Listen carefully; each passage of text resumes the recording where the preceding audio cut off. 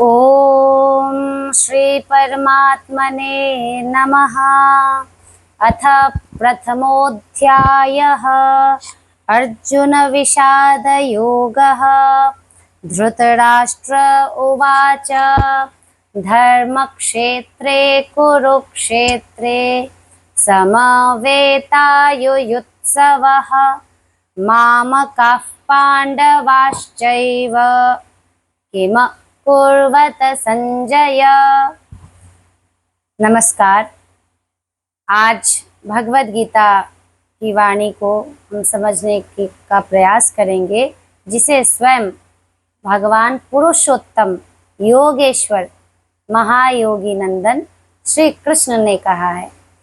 और यदि हम सनातन धर्म को मानते हैं तो बहुत आवश्यक है कि हमें सर्वप्रथम भगवद गीता को अपने जीवन में अपनाना चाहिए। प्रतिदिन यदि हम एक अध्याय भी पाठ ना करें तो एक श्लोक का वाचन तो अवश्य करें। तो आइए जानते हैं कि भगवद गीता के लिए पात्र कौन हो सकता है।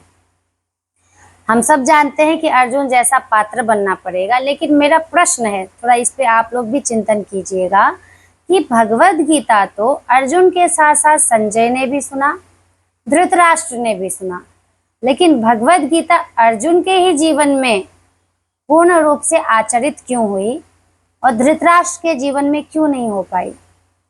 हम सब जानते हैं कि भगवद गीता का मूल ग्रंथ महाभारत है और ये भीष्म पर्व से लिया गया है भगवद गीता, और इसमें 700 श्लोक हैं, 18 अध्याय हैं।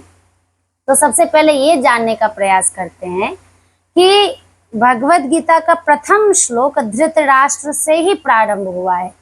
जैसे ही हम प्रथमोध्याय कहते हैं तो सर्वप्रथम उवाचक किसका आता है? धृतराष्ट्र का, क्योंकि हम सबको पता है कि भगवान ने संजय को दिव्य दृष्टि दी और इसके बाद उसने जैसे वीडियो कॉल होता है, लाइव टेलीकास्ट लोग देखते हैं आजकल, है ना। उस समय भी सोचिए हमारा साइंस विज्ञान कितना बड़ा था कि उस समय भी ऐसे लाइव टेलीकास्ट चलते थे।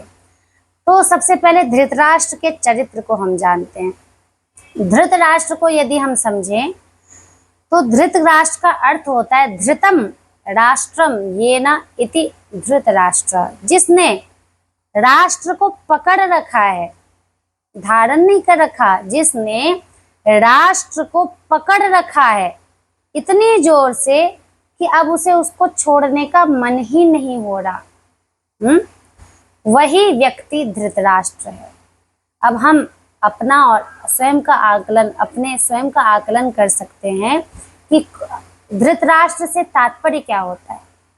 जब हम किसी वस्तु को जिस पर हमारा अधिकार नहीं भी होता है उसको हम अनधिकृत रूप से पकड़ के रखते हैं, चाहे वो व्यक्ति हो, चाहे वो वस्तु हो, चाहे कोई संपत्ति हो, जिस पे हमारा अधिकार नहीं भी है, उस पर भी हम व्यर्थ चेष्टा करने की कोशिश करते हैं, प्रयत्न करते हैं।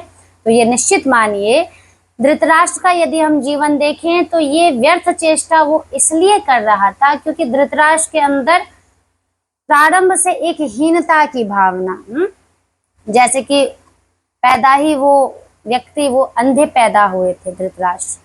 तो अंधे से तात्पर्य समझिए यहाँ हर कुछ, अगर हम लक्षणा में ये एक हर पौराणिक कहानियां हमें क्या संदेश देती है, तो अंधे से तात्पर्य है कि जो व्यक्ति केवल और केवल इस पृथ्वी पर सोचता है कि इस पृथ्वी पर मैं ही समस्त भोगों को भोगने के लिए आया हूँ, मैं और मेरा परिवार, जो केवल अपने और अपने परिवार की खुशी के लिए दूसरों की खुशी और दूसरों को कष्ट पहुंचाने में तनिक भी संकोच नहीं करता, वही धृतराष्ट्र है।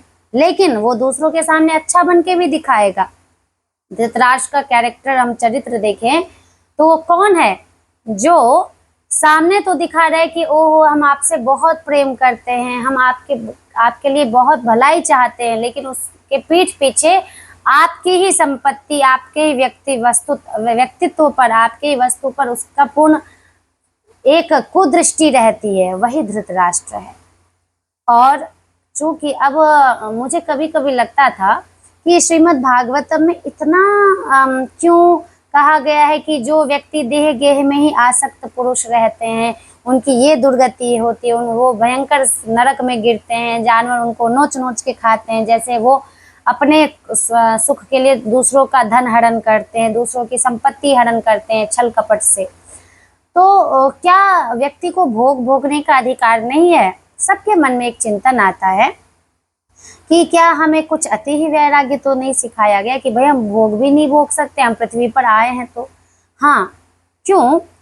क्योंकि धर्म का तात्पर्य होता है कि जहां पर सबके प्रति हित की भावना हो, सबके प्रति समानता की भावना रखते हुए, जब सबके कल्याण को सोचते हुए हम अपने कल्याण के बारे में सोचते हैं, तो वही व्यक्ति पृथ्वी पर भोगने का अधिकार रखता है, पृथ्वी पर रहने का अधिकार रखता है। लेकिन जो व्यक्ति केवल अपने देह में और अपने गेह अर्थात अपने घर, स्त्री, पुत्र इत्यादि में ही इतना आसक्त हो जाता है कि जिसे अपने निवाला तो नहीं दिख रहा है कि भाई उसके पास पर्याप्त भोजन है, पर्याप्त धन है, उससे उसको संतुष्टि नहीं मिल रही है, लेकिन उसको दूसरे के धन पे, दूसरे के निवाले पे हमेशा ध्यान रहता है कि कैसे इसका मैं निवाला छीन लूं, कैसे इसका मैं धन संपत्ति छीन लूं।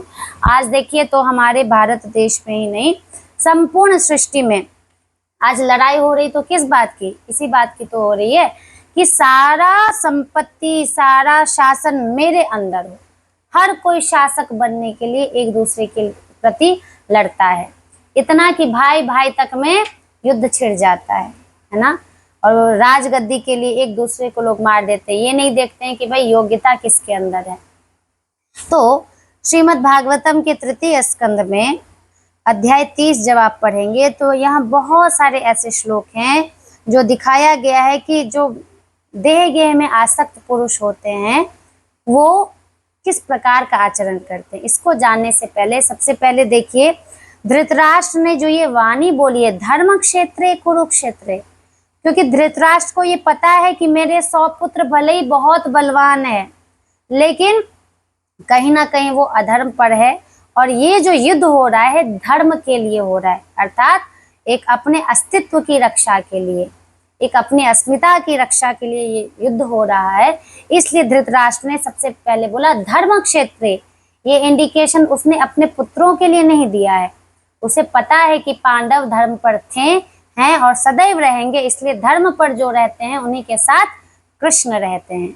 इसलिए धर्म क्षेत्र पांडवों के लिए इंडिकेट है, और कुरुक्षेत्र, कुरुक्षेत्र से वो कहना चाह रहा है धृतराष्ट्र कि कुरुक्षेत्र में, अर्थात मेरे वंश के कौन थे? कुरुक्षेत्र, मेरे वंश कुरु वंश है, इसलिए ये भूमि किसकी है? कुरुओं की है ना। इसलिए कुरु से क्या बना? कौरव बना। तो तात्पर्य है धर्म क्षेत्र पांडवों के लिए धर्म भूमि, कैसे? कुरुक्षेत्र में, कौरवों के भूमि में, समवेता इकट्ठे हुए, युद्ध की इच्छा वाले, है ना।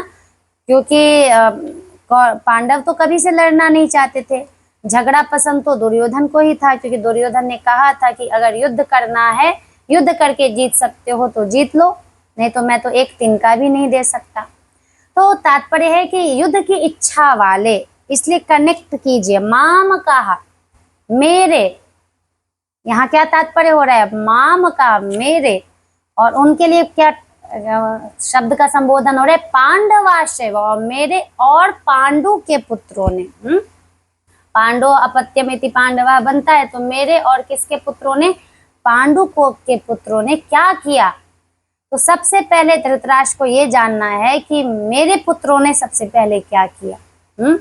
और हम सब महाभारत की ये कथा जानते हैं जहां पर धृतराष्ट्र अपने राष्ट्र को, क्योंकि वो पहले पांडु के अधिकार में था, और पांडु के राजा पांडु ही उसके योग्य उत्तराधिकारी थे, लेकिन कथा ऐसी है कि उनको कुछ रोग इत्यादि हुआ, कुछ श्राप इत्यादि हुआ, तो उस कारण से फिर वो असमय में ही उनकी अकाल मृत्यु हो गई।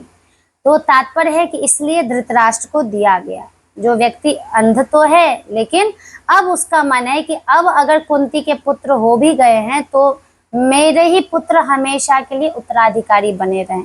जो कि धृतराष्ट्र को भी ये बात पता थी कि पांडव ही एकमात्र योग्य हैं हस्तिनापुर को संभालने के लिए। लेकिन देखिए मोह कैसी चीज होती है। अब हम आते हैं श्रीमद् भागवतम में। यहाँ मोह से तात्पर्य यहाँ कह रहे हैं कि जो मोह में अपने कुटुंब के पालन पोषण में लगा हुआ व्यक्ति होता है, वो क्या कैसी उसकी दुर्दशा होती है। कुटुंब भरणा कल्पो मंद भाग्यो वृथोद्यमः श्रिया विहीनः कृपणो ध्यायन् श्वसिति मूढ़धि।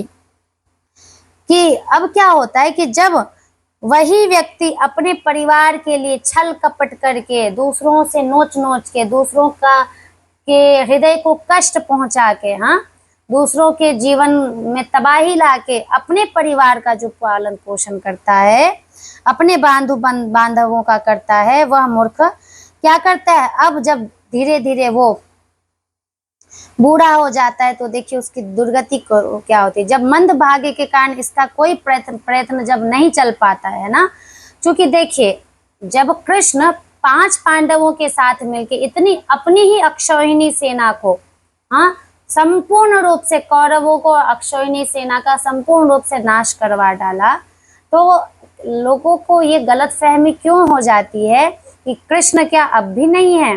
निश्चित है। अगर आप ईश्वर में इसलिए विश्वास करते हैं कि अरे ईश्वर हमारा मकान, हमारा गाड़ी, हमारा ये बड़ा कर देंगे, तो ईश्वर में ये भी विश्वास रखिए कि यदि हम किसी के साथ किंचित भी अन्याय और झूठ का आचरण करेंगे, हम किसी को धोखा देंगे, छल कपट करेंगे, तो उसका परिणाम हमारे साथ जरूर जरूर जरूर मिलेगा। ये हमेशा समझ के हमें रखना चाहिए।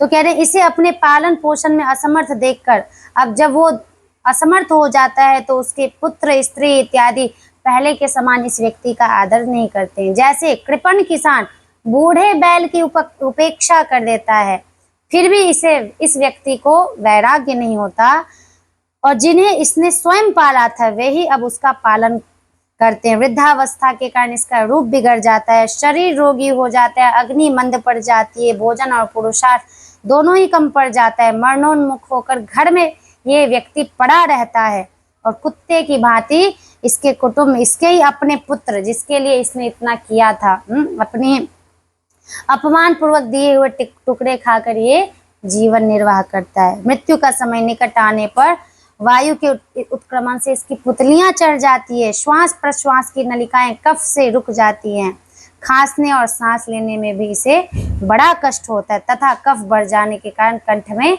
घुरघुराहट होने लगती है। फिर भी ये व्यक्ति मृत्यु के समय भी निकट आकर ये अनुभव नहीं कर पाता कि ओहो, मैंने जीवन भर अपने ही जिन कुटुंबों के लिए पूरी दुनिया से छल कपट किया, सबके साथ अन्याय किया, दूसरे का निवाला छीना, दूसरे की संपत्ति छीनने की कोशिश की और छीन लिया, आज मुझ मूढ़ की ऐसी दुर्गति है कि एक तिनका भी अपने साथ ना ले जा रहा हूँ, और जिनके लिए मैंने इतनी सारा पुरुषार्थ, मैंने इतनी मेहनत की, वो भी अब मेरा साथ, मेरी सेवा नहीं कर रहे हैं। और यही दुर्गति धृतराष्ट्र की हुई। हाँ, जब उसके सारे पुत्र चले गए तो उसे इतना गुस्सा आया, इतना गुस्सा कि उसने भीम को चाहा कि भीम को मैं जान से मार डालूं। हम सबको पता है फिर कृष्ण एक पुतला रखवाते हैं।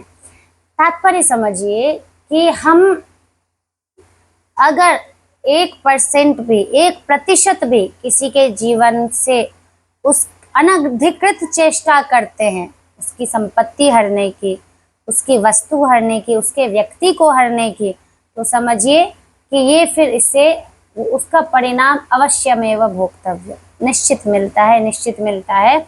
और इसलिए हमें अपने पुराणों से, अपने वेदों से, उपनिषद से जो भी कथा आख्यायिका होती है, ये हमारे मार्गदर्शन के लिए होती है कि हम धृतराष्ट्र ना बने। अगर हम धृतराष्ट्र बन के भगवद गीता को पढ़ेंगे तो सच मानिए कि भगवद गीता आचरण में नहीं उतरने वाला। अगर केवल संजय मान के भी पढ़ेंगे तो भी नहीं आएगा, क्योंकि संजय एक तरह से संदेशवाहक थे।